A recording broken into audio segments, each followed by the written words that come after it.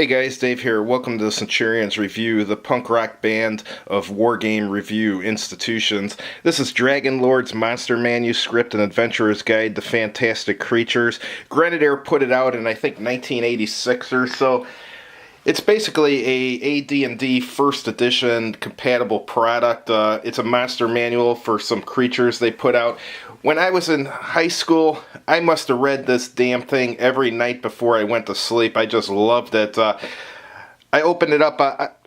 The copy I had back then basically got destroyed from being read too many times, and I just picked up a new copy. And I opened it up, started reading it, and basically I noticed that I had read it so many times when I was in high school, I had basically memorized the stats and stuff for the monsters, so that showed how much I liked it. But let's take a look through. This is a great blast from the past. Basically starts out with an intro saying that if you don't like any of the stats, you can go ahead and change them because, role-playing is about creativity and stuff, so you're never really truly bound by the rules if you think you have a better way of doing things, which I agree with. It's got Anubahi, Banshees, Crypt Apes, Bacillus, Giant Beetles, Blink Dogs, love Blink Dogs, Boggles, Serpents, Crocodile Men, Carrion Creepers, Brain Eaters, Cockatrices, Coatls. I love Coatls.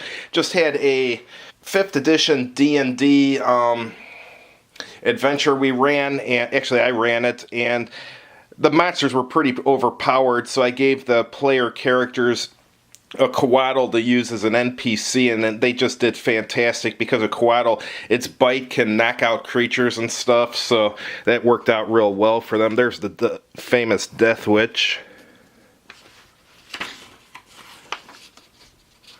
Floating Eyes. Wish I had that miniature. It's actually worth good money. Ghouls, ghosts, of course. Incubus, Dread Goblins, Imps. Everyone likes Imps. That's a good picture of one, too. Liches, need those. Kleinops, which is basically a Cyclops. Medusa, have to have one of those in your monster manual. Midnight Stalker, I thought that was so cool when I was in high school. I thought that was a really cool character. Nagas. And of course you have to have a mummy. Ochre Jelly, have to have that. Ogres. Owl Beasts.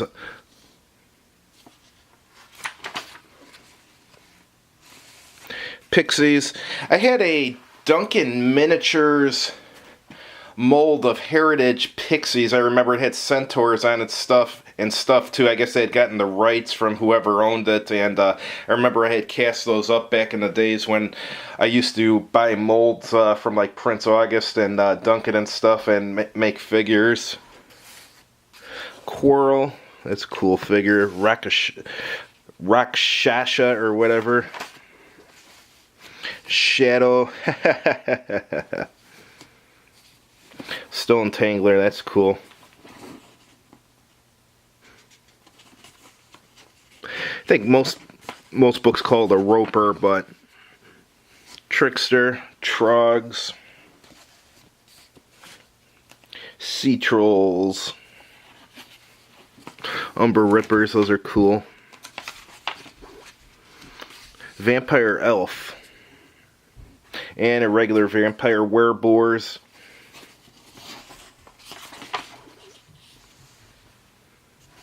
Were-Rats, Wood Wendlings. I never got that figure. I'll have to keep an eye out for that. I always thought it was a neat little creature. Wraiths. Exurge, those are cool. Yagnesh. Zombies. Even an orc zombie on the bottom here. On the next page here, It shows a painting guide, so it's got all the creatures listed and shows the basic colors to use and stuff and so forth. And it's got a little section here on creating impressive undead and stuff.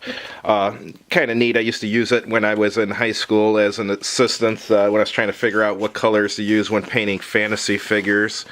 And the last page here has a bonus section about the Undead Legion of Komar Loth, brief history of that and gaming stats for it and so forth. So, and here on the back it's got pictures of some of the figures. They did a really nice job on these miniatures. They looked really good for back then. Actually, they even look good for now. But anyhow, I wanted to show you guys this because it is a really neat book, and I had a lot of fun with this when I was in high school. Hope you enjoyed the video. If you did, please click like on the video, and if you haven't done so already, please subscribe to this channel. And as always, have a good evening.